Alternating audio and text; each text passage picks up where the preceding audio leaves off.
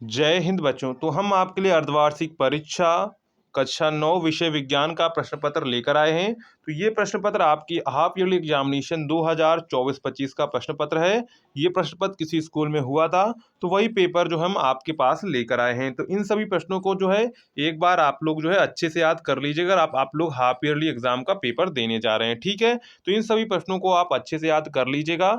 और साथ में अगर आप चैनल पर पहली बार आए हैं तो चैनल को सब्सक्राइब जरूर कर लीजिएगा और वीडियो को अपने दोस्तों में शेयर, वीडियो को लाइक करना ना भूलिएगा। साथ में हमने क्या आपके लिए टेलीग्राम और व्हाट्सएप ग्रुप बनाया हुआ है, उसकी लिंक आपको डिस्क्रिप्शन में मिल जाएगी, तो उसे आप जरूर ज्वाइन कर लीजिएगा। तो चलते हम लोग एक एक करके सभी प्रश्नों को देखते हैं। तो जैसा कि हमको पता है कि हमारे 20 जो है ऑब्जेक्टिव हमारे क्वेश्चंस आते हैं, तो हम सबसे पहले उन क्वेश्चंस को कवर करेंगे। जैसे यहाँ पर खंड आ है बहुविकल्पीय प्रश्न उपभाग 1, यानी कि सबसे पहले हमसे जो है फिजिक्स से क्वेश्चन पूछे जाएंगे ऑब्जेक्टिव, जिसमें पहला क्वेश्चन है निम्न में से कौन सी सदिश राशि है। ऑप्शंस यहाँ पर आपको दिए गए थे समय, लंबाई, दूरी, विस्थापन। तो निम्न में से कौन सी सदिश राशि है, तो यहाँ पर जो सदिश राशि है वो है विस्थापन। क्या है? विस्थापन जो है वो एक सदिश राशि है। सदिश राशि क्या होती है? वे राशि जिन्हें परिमाण तथा दिशा दोनों की आवश्यकता होती है, उन्हें हम विस्थापन कहते हैं, ठीक है। तो यहाँ पर राइट आंसर हो जाएगा विस्थापन। और सदिश राशियाँ क्या होती हैं? वे सभी राशियाँ जिनको दिशा परिमाण दोनों की आवश्यकता होती है, उन्हें सदिश राशि कहते हैं। इसके बाद क्वेश्चन नंबर 2 है। क्वेश्चन नंबर 2 में कहा गया है एक कण आर त्रिज्या के वृत्तीय पथ पर गति कर रहा है, आधे चक्कर के बाद विस्थापन होगा। ठीक है, यानी कि देखो एक जो है कण आर त्रिज्या के वृत्तीय पथ पर इस प्रकार गति कर रहा है, आधा चक्कर उसने लगाया, तो उसका विस्थापन क्या होगा। मान ली इस तक की जगह से चलकर इस जगह पर गया, तो त्रिज्या कितनी हो जाएगी, ये आर और ये आर, यानी कि 2r। विस्थापन कितना हो गया? विस्थापन हो गया यहाँ पर 2r। तो यहाँ पर राइट आंसर क्या होगा? तो यहाँ पर राइट आंसर होगा आपका 2r। क्या होगा? 2r होगा। ऑप्शन नंबर आपका यहाँ पे सी वाला करेक्ट हो जाएगा। नेक्स्ट है गति के प्रथम नियम को कहते हैं। तो गति के प्रथम नियम को कहते हैं गुरुत्व का नियम, परावर्तन का नियम, क्रिया प्रतिक्रिया का नियम, जड़त्व का नियम। तो गति के प्रथम नियम को क्या कहते हैं? तो गति के प्रथम नियम को कहते हैं जड़त्व का नियम। क्या कहते हैं? जड़त्व का नियम कहते हैं। इसलिए ऑप्शन नंबर यहाँ पर आपका जो है फोर्थ वाला करेक्ट हो जाएगा। अब नेक्स्ट क्वेश्चन है हमारा बल का एसआई मात्रक है। क्या प्रश्न है? प्रश्न है हमारा बल का एसआई मात्रक है। ऑप्शंस यहाँ पर आपको दिए गए हैं पास्कल, जूल, न्यूटन, डाइन। तो बल का एसआई मात्रक क्या होता है? तो बल का एसआई जो मात्रक होता है वो होता है न्यूटन। क्या होता है? न्यूटन। इसलिए ऑप्शन नंबर यहाँ पर आपका जो है फोर्थ थर्ड वाला करेक्ट हो जाएगा, न्यूटन। नेक्स्ट है किसी 5 किलोग्राम द्रव्यमान की वस्तु पर 15 न्यूटन का बल लगाने से उत्पन्न त्वरण होगा। तो आपने F बराबर एम ए सूत्र पढ़ा होगा। एम हमको दिया गया, F हमको दिया गया, तो ए बराबर निकाल लेंगे F अपॉन एम। क्या करेंगे? ए बराबर F अपॉन एम। तो बल कितना दिया गया? बल आपको 15 दिया गया, 15 न्यूटन। द्रव्यमान कितना? 5 किलोग्राम। 5 से काट देंगे तो आ जाएगा यहाँ पर क्या आ जाएगा आपका? आ जाएगा 3 मीटर प्रति सेकंड। क्या हो जाएगा? 3 मीटर प्रति सेकंड स्क्वायर। तो ऑप्शन नंबर यहाँ पर आपका क्या करेक्ट हो जाएगा? तो ऑप्शन नंबर यहाँ पर आपका जो है ये हो जाएगा 3 मीटर प्रति सेकंड स्क्वायर। आगे बढ़ते हैं। वेग हो सकता है। क्या प्रश्न है? वेग हो सकता है शून्य, धनात्मक, ऋणात्मक, ये सभी। तो वेग हो सकता है, तो वेग आपका शून्य भी हो सकता है, धनात्मक भी हो सकता है, ऋणात्मक भी हो सकता है, ये सभी आंसर हो जाएगा। क्या हो जाएगा? आंसर हो जाएगा ये सभी। ऑप्शन नंबर आपका डी वाला यहाँ पे करेक्ट हो जाएगा। नेक्स्ट है वेग परिवर्तन की दर कहलाती है। तो वेग परिवर्तन की दर कहलाती है चाल, वेग, त्वरण, संवेग। तो वेग परिवर्तन की दर क्या कहलाती है?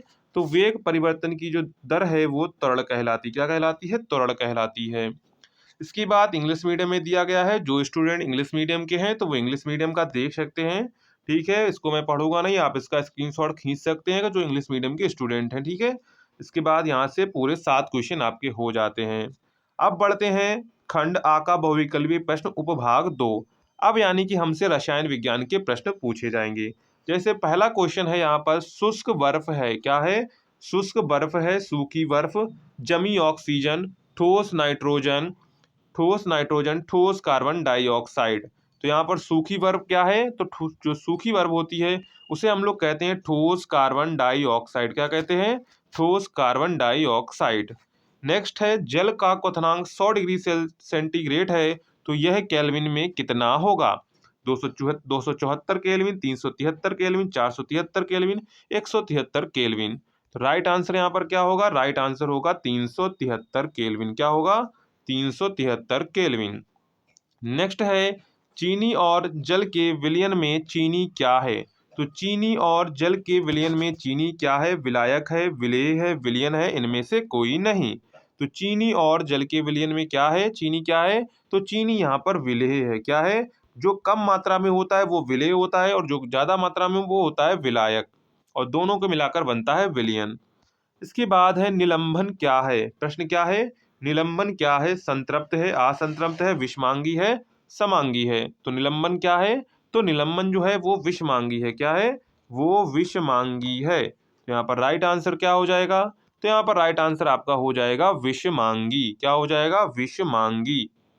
नेक्स्ट है, यौगिक जल में हाइड्रोजन और ऑक्सीजन के द्रव्यमानों का अनुपात है। तो यौगिक जल में हाइड्रोजन और ऑक्सीजन के द्रव्यमानों का अनुपात है 1:8 है, 2:5 है, 1:7 है, 1:2 है। तो राइट आंसर यहाँ पर क्या हो जाएगा? 1:8 है। क्या है? 1:8 है। तो यहाँ पर ऑप्शन आपका क्या करेक्ट हो जाएगा? तो ऑप्शन यहाँ पर आपका जो है 1:8 करेक्ट हो जाएगा। नेक्स्ट है, international union of pure and applied chemistry का संक्षिप्त रूप है। तो इसका संक्षिप्त रूप क्या है? IPAC, IUPAC, IUPAI और IUAPAC। तो यहाँ पर राइट आंसर क्या हो जाएगा? तो राइट आंसर आपका हो जाएगा IUPAC है। क्या है? इसका जो पूरा नाम है, संक्षिप्त नाम है, वो है IUPAC। ठीक है। इसके बाद इसकी इंग्लिश वर्जन दिया गया है। जो स्टूडेंट इंग्लिश मीडियम के हैं तो इंग्लिश मीडियम में इसको देख सकते हैं। ठीक है, पूरा आप इसका इंग्लिश मीडियम में वर्जन देख सकते हैं, तो इंग्लिश मीडियम वाले स्टूडेंट देख लेंगे। इसके बाद आगे चलते हैं, तो आगे देखते हैं उपभाग 3 यानी कि जीव विज्ञान के प्रश्न आते हैं हमारा। जैसे पहला क्वेश्चन है, प्रोकैरियोटिक कोशिका का केवल एक कोशिकांग है? Mitochondria, ribosome, plastid, lysosome? तो यहाँ पर राइट आंसर क्या हो जाएगा? तो प्रोकैरियोटिक कोशिका का केवल एक कोशिकांग है, वो है राइबोसोम। क्या है? वो है राइबोसोम। तो यहाँ पर राइट आंसर क्या हो जाएगा? तो यहाँ पर राइट आंसर आपका हो जाएगा राइबोसोम। नेक्स्ट है, पत्ते में हरे उपस्थित पदार्थ को क्या कहते हैं? तो पत्ते में हरे उपस्थित पदार्थ को क्या कहते हैं? हरा रंजक कहते हैं, हरे कण, क्लोरोफिल, इनमें से कोई नहीं। तो पत्ते में जो उपस्थित है पदार्थ को क्या कहते हैं? उपस्थित, तो इसको कहते हैं हम लोग क्लोरोफिल। क्या कहते हैं? क्लोरोफिल के जो कारण ही पत्तियां जो है हरी होती हैं। तो यहाँ पर राइट आंसर क्या हो जाएगा? तो यहाँ पर राइट आंसर हो जाएगा ऑप्शन नंबर आपका जो है सी वाला करेक्ट हो जाएगा, क्लोरोफिल। नेक्स्ट है, क्रोमोसोम बने होते हैं। तो क्रोमोसोम बने होते हैं डीएनए के, प्रोटीन के, डीएनए और प्रोटीन, आरएनए। तो क्रोमोसोम बने होते हैं, तो क्रोमोसोम किसके बने होते हैं? जो क्रोमोसोम होते हैं वो डीएनए और प्रोटीन के बने, किसके? डीएनए और प्रोटीन के बने होते हैं। तो यहाँ पर राइट आंसर क्या हो जाएगा? तो यहाँ पर राइट आंसर हो जाएगा आपका डीएनए और प्रोटीन। ठीक है, ऑप्शन नंबर आपका सी यहाँ पर करेक्ट हो जाएगा। नेक्स्ट है, CO2 और O2 किस प्रक्रिया से कोशिका झिल्ली के आर पार आ जा सकते हैं? तो छानन के कारण, विसरण, निस्तापन, विस्थापन के कारण? तो किसके कारण आ जा सकते हैं? तो विस्थापन के, विसरण के कारण जो है आ जा सकते हैं। तो ऑप्शन नंबर यहाँ पर आपका बी वाला करेक्ट हो जाएगा, विसरण। नेक्स्ट है, मनुष्य, सामान्य मनुष्य में गुणसूत्रों की संख्या है। तो सामान्य मनुष्य में गुणसूत्र की संख्या है 46, 45, 50, 36। यहाँ पर राइट आंसर क्या हो जाएगा? तो यहाँ पर राइट आंसर आपका हो जाएगा 46। क्या हो जाएगा? 46 हो जाएगा। नेक्स्ट है, दृढ़ोऊतक का उदाहरण है। तो दृढ़ोतक का उदाहरण है नारियल, केला, सेब, आम। तो यहाँ पर जो दृढ़ोतक का उदाहरण है वो है नारियल। क्या है? वो है नारियल यहाँ पर। ठीक है, यहाँ पर राइट आंसर आपका हो जाएगा नारियल। नेक्स्ट है, जाइलम और फ्लोएम कैसे ऊतक हैं? तो जाइलम और फ्लोएम कैसे ऊतक हैं? संवहन ऊतक है, प्रतिरक्षी है, उत्सर्जक है, पेशी ऊतक हैं। तो जाइलम और जो फ्लोएम है वो कैसे ऊतक है? संवहन ऊतक है। क्या है? इनका काम होता है, फ्लोएम का काम होता है भोजन को ले जाना, जाइलम काम होता है जल को पूरे जो है उसमें जो पूरे पौधे में सर्कुलेट करना। ठीक है, तो यहाँ पर हो जाएगा संवहन ऊतक। इसके बाद जो इंग्लिश मीडियम के स्टूडेंट हैं तो वो इंग्लिश मीडियम का इंग्लिश वर्जन देख सकते हैं। ठीक है, तो यहाँ पर इंग्लिश वर्जन आपको दिया गया है और अगर आपने अभी तक चैनल को सब्सक्राइब नहीं किया है तो आप चैनल को सब्सक्राइब जरूर कर लीजिए, साथ में वीडियो को भी लाइक कर दीजिएगा, ठीक है। अब हम लोग आते हैं खंड बा वर्णनात्मक प्रश्न पर, ठीक है। यानी कि अब हमारे जो ये क्वेश्चन है आपको किस पर करने होंगे, तो ये क्वेश्चंस आपको जो है अपनी कॉपी पर नोट करने होंगे। वो 20 क्वेश्चंस आपको ओमार शीट पर करने होते हैं, जिसमें हमारा 21वां क्वेश्चन यहाँ पे कह रहा है दूरी और विस्थापन को परिभाषित कीजिए, उनके बीच अंतर लिखिए। क्या करना है, दूरी और विस्थापन को परिभाषित करना है एवं उनके बीच का अंतर लिखिए। नेक्स्ट है न्यूटन का गति विषयक तृतीय नियम क्या है, क्या कारण है बंदूक से गोली दागने पर बंदूक पीछे की ओर झटका देती है, ठीक है। तो न्यूटन का गति विषयक तृतीय नियम लिखना है और क्या कारण है बंदूक से गोली दागने पर जो बंदूक है पीछे की ओर झटका देती है।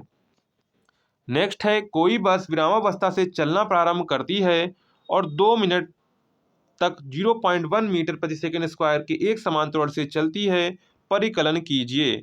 तो यहाँ पर परिकलन आपको करना है, पहले प्राप्त की गई तो चाल क्या होगी 12 मीटर प्रति सेकंड, क्या होगी 12 मीटर प्रति सेकंड होगी।